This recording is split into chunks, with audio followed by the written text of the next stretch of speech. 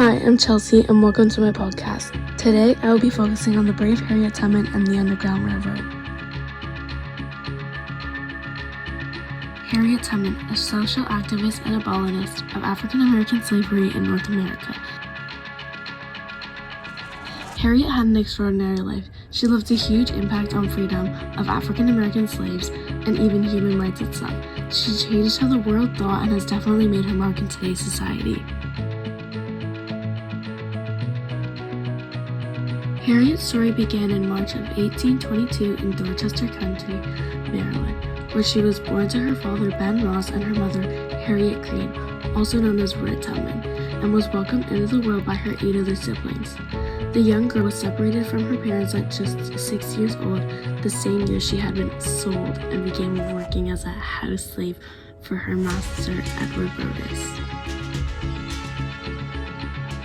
Throughout her younger years, she endured countless punishments and was practically tortured, just like many others held captive.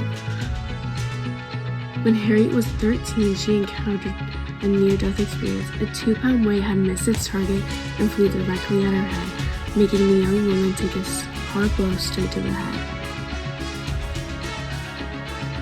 Even though injured, she was still forced to work, making the healing process even longer than it already was, and undoubtedly more tedious and painful. She faced many other more serious injuries like this until her escape in 1849 when she was 27 years old.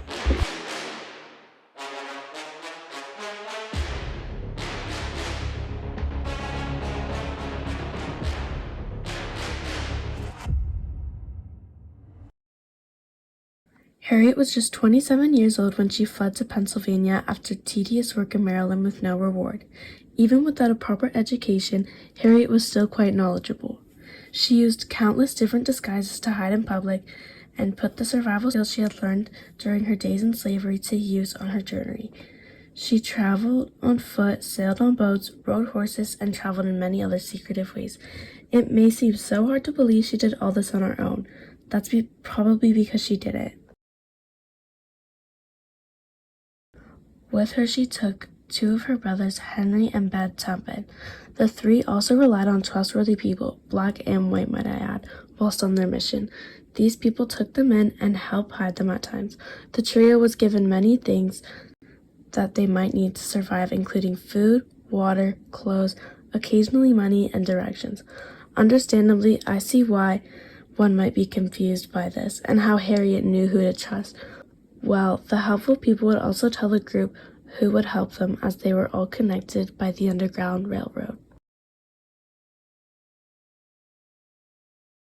The Underground Railroad was an establishment founded in the early 19th century to rebel against black slavery and help those imprisoned escape to freedom.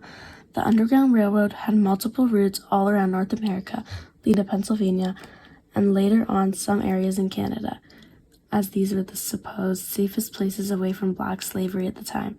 To answer your question, no, it was neither a railroad nor underground.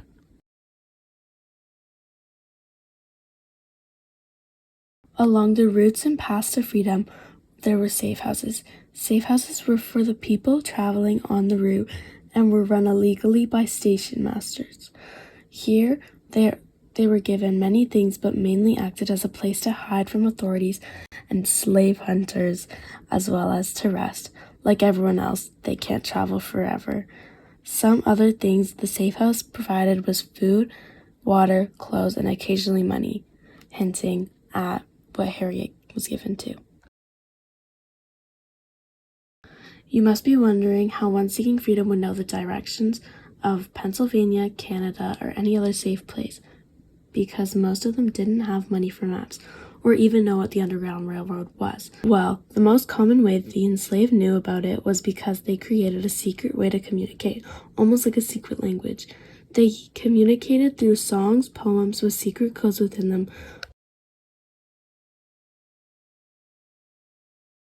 Also, a not-so-fun fact, those working in mines used different patterns of stomping, clapping, jumping, and different gestures to communicate, since they were forbidden from speaking, singing, or any other oral communication.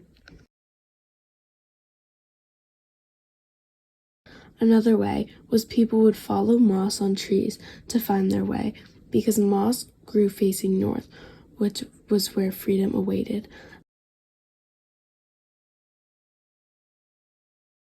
Another way was some of the brave people who had previously escaped returned back to guide them to freedom, even though knowing the risk. They were called conductors. Probably the most famous person to take on this challenging mission was Harriet Tubman. It is believed that over the course of just 10 years, she returned to Maryland 13 times to retrieve more people and get them to Pennsylvania. Harriet rescued around 70 people at a time, and if my math is correct, that's approximately 910 people, making this woman even more remarkable than she already was.